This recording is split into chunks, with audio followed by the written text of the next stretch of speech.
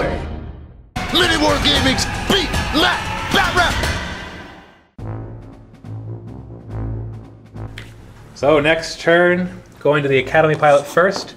He's going to bank to the left, too.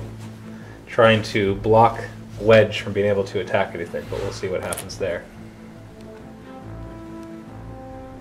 And he's going to evade, just to try to stay alive a little longer. So Garvin is going to move 3 straight forward.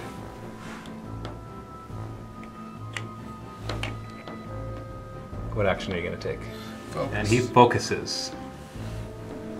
And then the Y-Wing is going to bank to the left, once again trying to stay away from certain death. And he's going to focus. And then we got a bank to the left. So hopefully, let's see what we can do with that. So that'll get rid of his stress, thankfully. Couldn't do a hard because the hard is red for him now that he's got that damage. And then he is going to boost. Uh-oh. Uh-oh. So he ran out of his firing arc, and hopefully can then shoot at the Y-Wing. Okay, and then my Niner, he's going to go hard left. And then he's going to barrel roll. So he's going to barrel roll this way to get out of his arc, but be able to shoot at him. These guys are so maneuverable. I love it. Yeah. It's so much more fun than flying a TIE fighter around. Finally, Wedge, what is he going to do? Oh, just one slide to the right. Oh, finally be able to take down that Academy Pilot, probably. Although he is evading, so that might help. And then he is going to focus to really try to take down that Academy Pilot. So, Wedge is going to fire at the Academy Pilot, who will suffer -1 agility, but luckily has evaded. He is at range 1, though, so 4 dice. 3 hits. So I've already got 1 damage on me, so I need to roll at least 1 evade. No, actually I need to roll 2 evades. 1 evade. So I evade 2 of those. Oh wait, no, I'm good. So I take 1 damage. So he's down to 1 hull point left. So Cynthia Fell is going to fire at Garvin Dreas, and he'll be in range 1, so he gets 4 dice. And but Garvin is still pretty healthy. He's got all his hull points and 1 shield, so I don't think I can kill him. I could kill him theoretically, but I have to be pretty lucky. So I got 1 hit and 1 critical, and then he gets 2 defense, and he gets nothing. He loses so he loses a shield, and then he takes a critical. Blinded Pilot. The next time you attack, do not roll any attack dice. Then flip this card face down. Oh. Oh. Oh, that sucks so badly. And then can Tur Fenner finally take down that Y-Wing that he's been chasing almost this entire game? He's in range 2, so he only gets his normal 3 attack, but he only has 1 agility, but he does have a focus on him. So, 3 attacks. So 1 hit and 1 critical. I don't think you can, there's nothing you can do about that. You rolled a focus though, so you got rid of 1. But the Y-Wing is finally destroyed. Very gone. Oh, that took forever. He is such a tank. Yeah, but once you start shooting at him, it goes pretty quickly. So. Yeah, well, except that took like 4 rounds. Then Garvin unfortunately cannot target anybody. They're out of his arcs, and even if he could, he couldn't shoot at them. Well, he could, but they would have immediately not hit anything. So that brings us to the Academy Pilot, who will be in range 2.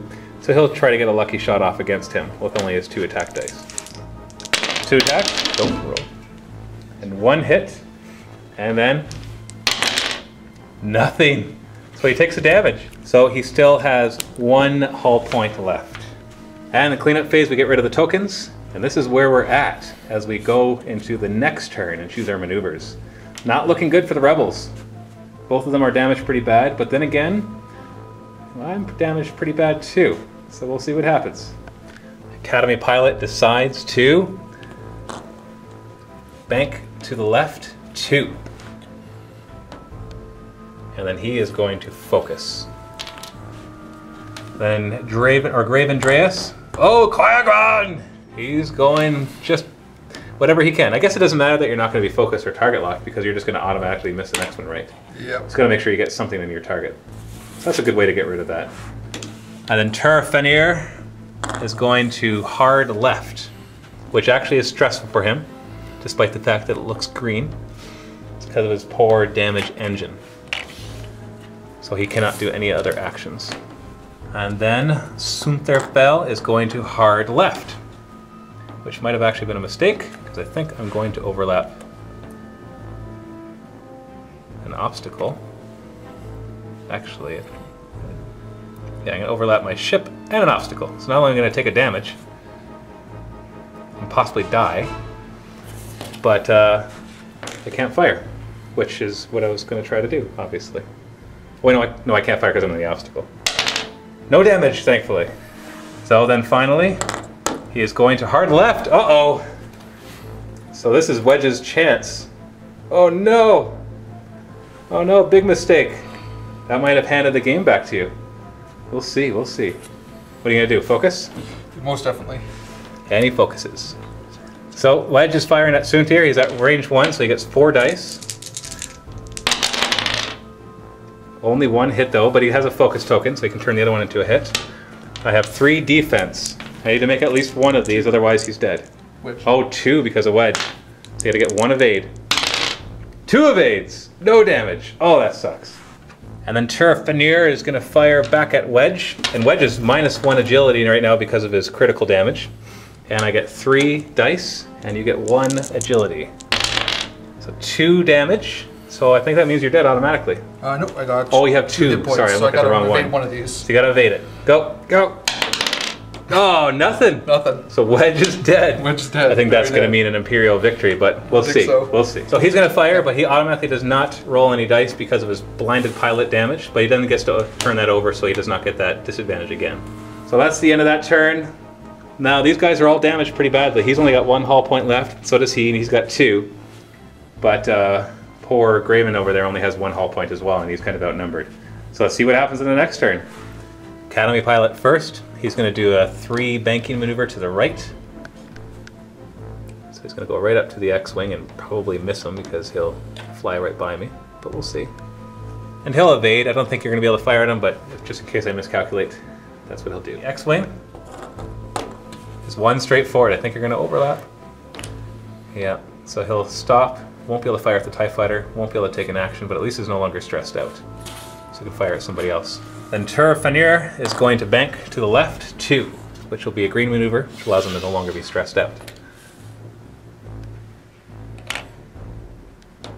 And then he's going to boost to get out of the firing arc of that X-Wing. Trying to outmaneuver him here, see how it works.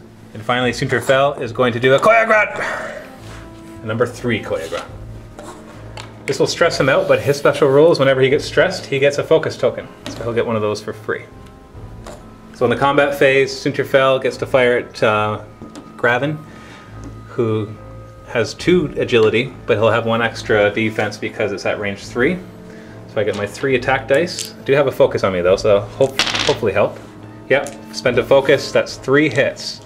So you gotta make 3 agility rolls here, or evade rolls.